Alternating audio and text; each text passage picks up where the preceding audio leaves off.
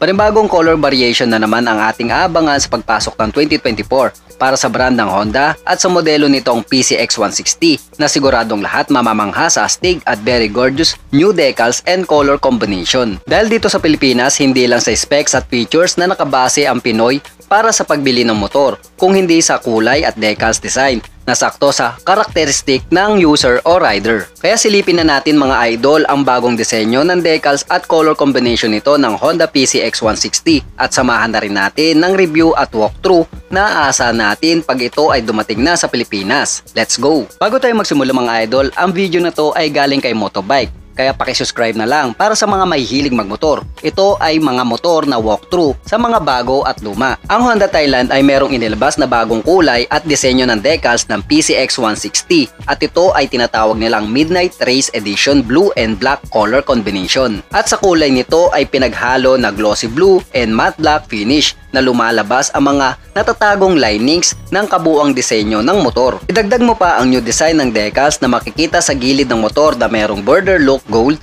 finish at nakasulat ang PCX at may linings ito na color gray and gold at merong blue. Same din dito sa bandang gilid ng puwetan ang linings and color, pero ang PCX logo ay naka-emboss with color gold na dumadagdag sa pagka-premium ng motor. Sobrang relax talaga kahit malayuan pag ito ang gamit mo dahil sa foot extension at footboard nito na di ka agad-agad mangangalay sa daan. Dumako naman tayo sa kanyang makina na ito ay merong 157cc engine displacement, single cylinder, single overhead cam, 4-stroke, liquid cooled para sa kanyang mabilis na pagpapalamig ng makina at ito ay naka 4 valves. Yes po mga idol, 4 valves po siya para sa malakasang hatak at liksi ng makina in any road or activity situation na di hirap ang makina, mapa-adventure, sports, o long ride man yan. At katuwang ng 4 valves ay ang ESP Plus or Enhanced Smart Power Plus dahil ito ay mas pina-improve ang touring ability when it comes to power and performance. Speaking of performance, ito ay may maximum power na 15.8 horsepower at 8,500 RPM na may peak of torque na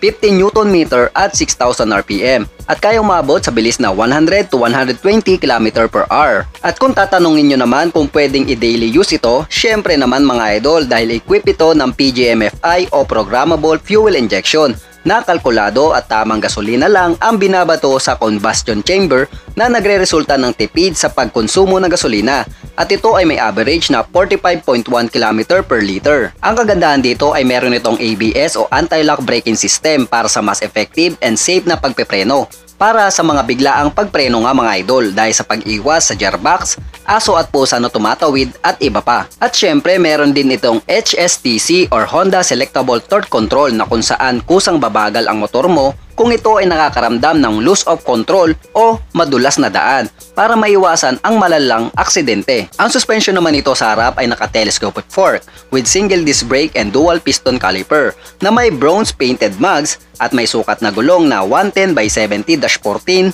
at ito po ay naka-tubeless na. Sa likod naman ay may dual shock absorber, single disc brake with single piston caliper naman para sa braking system. Bronze din ang kanyang kulay ng mugs nito at may sukat na gulong na 130/70-13 at ito po ay naka-tubeless na rin. Dumako naman tayo sa bandang harap na meron pa ring black tinted fixed windshield na may logo na Honda at merong glossy blue painted finish para naman sa upper head design. Pagdating naman sa kanyang front head design nito ay very futuristic with premium and elegant design pa rin, same sa recent model at ito ay gumagamit ng LED magmula sa headlight, DLR at mga signal lights nito. Sa likod naman ay merong disenyo ito na pa letter X dahil PCX nga naman ito mga idol at ito ay may gumagamit na LED sa taillight at mga signal lights din. At dahil wala itong kickstarter mga idol, equipped na din ito ng ACG o Alternating Current Generator na kung saan tahimik na pag-start up ng makina at sapat na kuryente ang dinudulot nito para sa electrical supply needs ng motor. Papunta naman tayo sa itaas at tunayin natin ang kanyang manubela at very sporty naman ang looks na naked handlebar na naka-chrome metallic finish pa. Sa kaliwa ng manubela nito ay nandito ang hand grip with bar and chrome finish with brake lever sa likuran.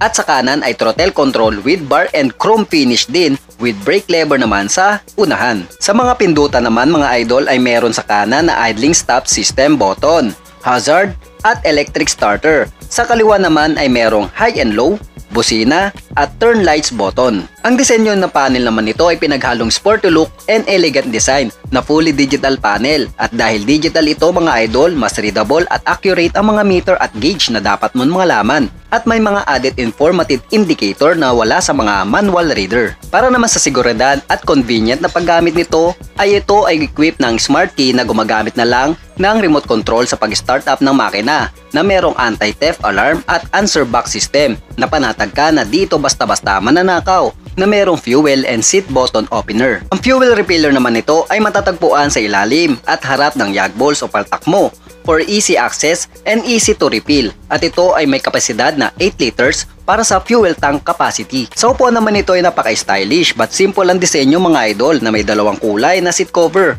Ang isa ay yari sa synthetic leather at meron isa naman ay kalmot po sa attraction na merong stitches na dumadagdag sa pagkapogi ng motor. Pagdating naman sa kanyang underseat compartment, ito ay napakalaki at napakalawak na kasya ang Shota mong singliit ni Mahal.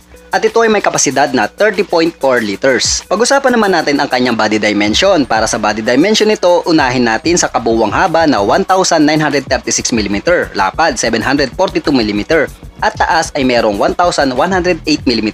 Pasok na pasok sa daily use at mga traffic. Sa kanyang seat height naman, ito ay mayroong sukat na 764 mm at total na bigat ay nasa 131 kg. Pasok at kayang-kaya imaneho na may taas lamang na 5'4" pataas at may timbang na 57 kg. Kaya masasabi ko na Pinoy friendly po ito. Pagdating naman sa presyo mga idol, syempre same price muna ang pagbabasehan ko regarding cash basis dahil existing ang model na ito. At ang color variation lang naman ang pinagkaiba. At ito ay merong halaga na 133,900 para sa CBS version at 151,900 naman para sa ABS version. At ito ay updated price ngayong 2023. Muli at paulit-ulit ang paalala ko mga idol. Ang presyo ay pwedeng magbago depende yan sa dealer, lugar, promotion ng dealer at pagtatago ng bigas ng mga dealer sa warehouse para tumaas ang presyo ng bigas. Ang masasabi at komento ko dito mga idol, ang bagong kulay at disenyo ng decals ay sobrang simple pero astig dahil sabi nga ng iba, mas simple, mas maganda. Pagdating naman sa katangian at kakayahan nito mga idol ay solid pa rin, especially sa safety features na kailangan mo for daily use. Pero kung ikaw ang tatanungin mga idol, sapat at nagandahan ka rin ba sa kulay at disenyo ng decals nito? At handa ka bang hintayin ito bago ka bumili?